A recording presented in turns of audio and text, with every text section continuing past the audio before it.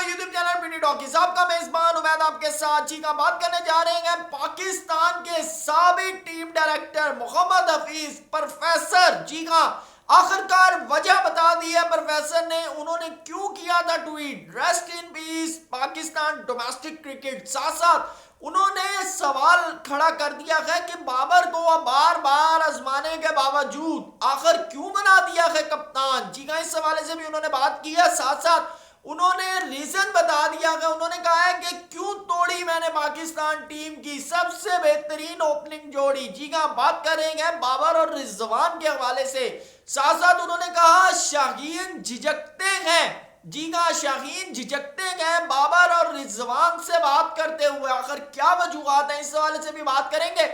और साथ साथ उस्मान खान मुल्तान सुल्तान के जो प्लेयर है जिनकी पाकिस्तान टीम के अंदर सिलेक्शन हुई है, उनकी सिलेक्शन के ऊपर भी जो है सवालात खड़े कर दिए गए हफीज ने। इन तमाम चीजों को आपके साथ डिस्कस करेंगे, आखिर क्या कहते हैं हफीज। लेकिन सबसे पहले अगर हमारे चैनल पे आप नए आए हैं तो काइंडली चैनल को सब्सक्राइब जरूर कीजिएगा। वीडियो पसंद आए तो इसको भी लाइक करें, साथ साथ कमेंट सेक्शन में हमें अपनी राय से जरूर आगाह कीजिएगा। तो चलते हैं सबसे पहले तो हफीज ने क्यों लिखा था rest in peace domestic cricket. Hafeez कहते हैं पाकिस्तान टीम के अंदर कुछ ऐसे प्लेयर शामिल हुए हैं जिन्होंने पिछले 4 साल से डोमेस्टिक की शक्ल तक नहीं देखी। उन्होंने कहा कि बेसिकली वो बात कर रहे थे मोहम्मद आमिर और इमाद वसीम की। उन्होंने कहा कि इन्होंने पिछले 4 साल से डोमेस्टिक क्रिकेट नहीं खेली। साथ साथ जब मैंने इमाद वसीम को कहा तो उन्होंने कहा कि मुझे पाकिस्तान टीम में खेलने से कोई दिलचस्पी नहीं है, मेरा फोकस लीग्स के ऊपर है। और उन्होंने कहा कि जिस वक्त डोमेस्टिक सीजन चल रहा था, इमाद वसीम मीडिया पर बैठ के प्रोग्राम्स और कर रहे होते थे, जबकि उनको उस वक्त वहां से चीजें वाइंड अप करके जाकर डोमेस्टिक खेलनी चाहिए थी। उन्होंने कहा कि ये उन लाखों बच्चों की आपने जो है उनको डिमोटिवेट कर दिया है, जो दिन रात डोमेस्टिक क्रिकेट में अपने जूते घसा रहे हैं, अपनी किस्मत लड़ा रहे हैं कि काश किसी दिन पाकिस्तान टीम में उनका नंबर लगेगा। उन्होंने कहा कि ये तमाम की तमाम टीम जो है ये डोमेस्टिक के ऊपर सिलेक्ट नहीं हुई। उन्होंने कहा जब आपका बेंचमार्क डोमेस्टिक नहीं है तो डोमेस्टिक को बंद कर दें, खत्म कर दें इसको।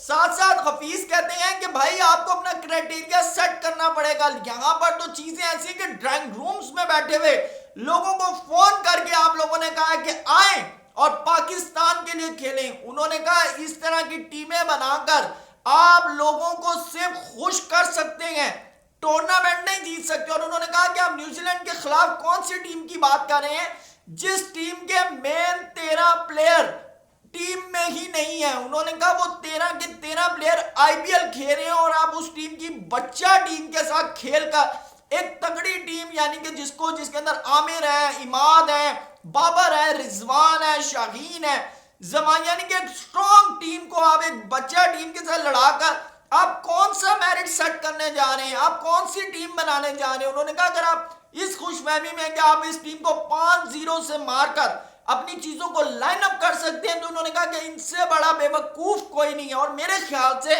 जहां तक हफीज बात करें वो वाकई ही बिल्कुल सही है कि आपका क्या ख्याल है कि न्यूजीलैंड की जो टीम आज यहां खेलेगी, क्या वो टीम आपको वर्ल्ड कप में वही टीम नजर आएगी?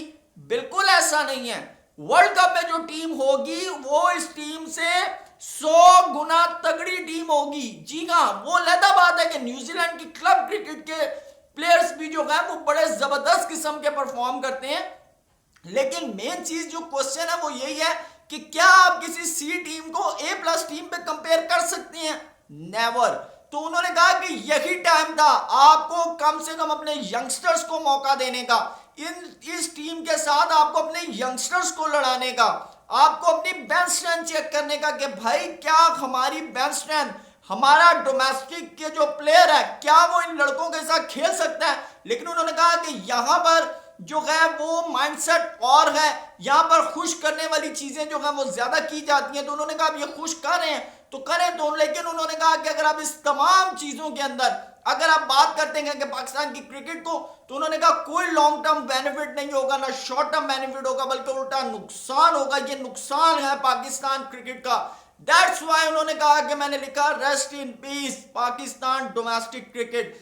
साथ साथ बाबर आजम की कप्तानी के ऊपर कहते हैं बार बार आजमाए को आजमाना, आपको क्या समझ नहीं है। उन्होंने कहा मुझे बताएं ऐसी क्या शाहीन से गलती हो गई थी कि आपने एक सीरीज के बाद शाहीन से कप्तानी ले ली और बाबर से ऐसी कौन सी बेहतरीन कारकर्दगी एज अ कैप्टन हो गई थी कि आपने बाबर को एक दफा फिर कप्तानी उठाकर दे दी। उन्होंने कहा क्या आपने नहीं देखा कि बाबर ने वर्ल्ड कप के अंदर कितने कितने गलत डिसीजन मेकिंग में ब्लंडर्स मारे हैं।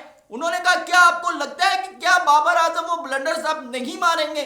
उन्होंने कहा फिर साथ साथ दोस्ती यारी के ऊपर उन्होंने कहा कि बाबर आजम की जो सिलेक्शन है उसका मेयार सिर्फ और सिर्फ उनके सर्कल के इर्द गिर्द घूमता है। तो उन्होंने कहा आपको क्या लगता है कि क्या आप बाबर आजम अपनी गलतियों से सीखेंगे। लेकिन उन्होंने एक और चीज की थोड़ा ब्रॉड माइंड भी होकर सोचना चाहिए। उन्होंने कहा कि अगर बाबर ने अपनी उन गलतियों से सीखा है तो पाकिस्तान के लिए बेहतर होगा, लेकिन उन्होंने कहा कि अगर नहीं सीखा तो पाकिस्तान क्रिकेट टीम वर्स्ट से दी वर्स्ट सिचुएशन के अंदर चली जाएगी। तो उन्होंने उनका लेकिन आप इन तमाम चीजों को छोड़ दें, बाबर अच्छा परफॉर्म करते हैं, सारी चीजें हैं। उन्होंने कहा मुझे सिर्फ ये सवाल का जवाब दें कि शाहीन से क्या गुनाह हो गया, शाहीन से क्या गलती हो गई, शाहीन ने ऐसा क्या कर दिया कि आपको शाहीन को इमीडिएटली कप्तानी से उतारना पड़ा। तो मेरे ख्याल से इस सवाल का जवाब जो है ना वो पूरी सिलेक्शन कमेटी के पास नहीं है, मैं आपको क्लियर बता दूं। और यही सवाल शाहीन ने भी सिलेक्शन कमेटी से किया है, लेकिन सिलेक्शन कमेटी ने कोई जवाब नहीं दिया। तो मेरे ख्याल से ये तो हफीज को भी पता होना चाहिए कि पाकिस्तान में ओवरनाइट कैप्टनसी चेंज होती है, सिलेक्शन कमेटियां चेंज होती हैं, यहाँ पे तो पीसीबी चेयरमैन चेंज हो जाता है। तो मेरे ख्याल से प्रोफेसर को ये सवाल वैसे करने नहीं बनते, बाल कर गए हैं तो अच्छी बात है।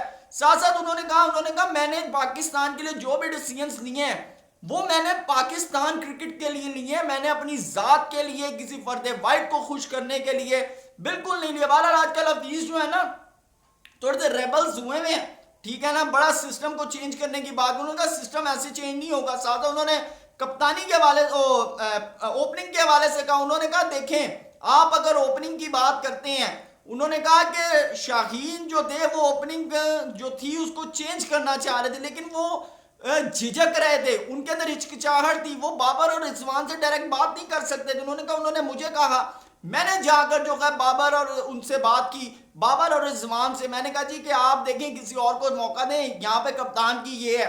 तो उन्होंने कहा कि देखें मैंने वो जो कुछ किया पाकिस्तान की बेहतरी के लिए किया। उन्होंने कहा ये जो 1 और 2 का जो नंबर है ये अलॉटमेंट नहीं है, यहाँ पर और प्लेयर्स को मौके मिलने चाहिए, आपको रोटेशन पॉलिसी को अपनाना चाहिए। भारत पीसीबी इस वक्त रोटेशन पॉलिसी जो है ये बनी तो मोहम्मद हफीज के दौर में ही है।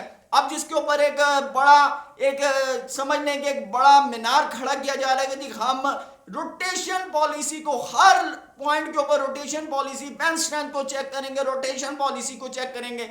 ये सिर्फ और सिर्फ नसीम शाह की इंजरी के बाद हुआ, ये मैं आपको बता दूं, जो एशिया कप में हुई थी ना, और उसका जो हमें लॉस वर्ल्ड कप के अंदर गुजारना जो बर्दाश्त करना पड़ेगी, उसके बाद इनके दिमाग खुले हैं रोटेशन पॉलिसी वाले, अदरवाइज कोई चक्कर नहीं था भाई। यहां पर तो आप अपना मुतबादल नहीं बना सकते, मैं आपको बता दूं, क्योंकि यहाँ प्लेयर्स को डर है, मैं अगर बैठ गया कोई और आके परफॉर्म कर गया तो उसको पता है मेरी छुट्टी।